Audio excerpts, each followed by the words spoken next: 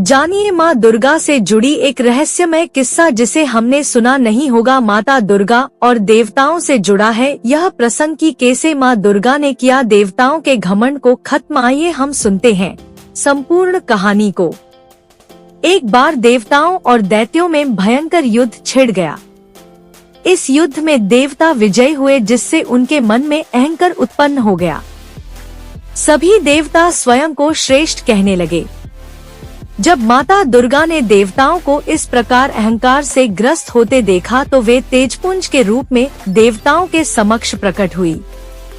इतना विराट तेजपुंज देखकर देवता भी घबरा गए। Mythological story when mother broke proud of the gods of a तेजपुंज का रहस्य जानने के लिए इंद्र ने वायुदेव को भेजा।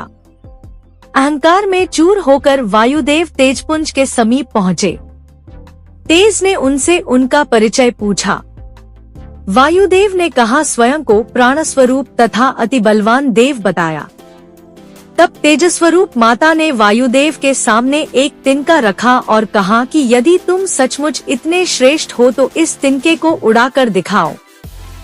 समस्त शक्ति लगाने के बाद भी वायुदेव उस तिनके को हिला नहीं पाए। उन्होंने वापस आकर यह बात इंद्र को बताई।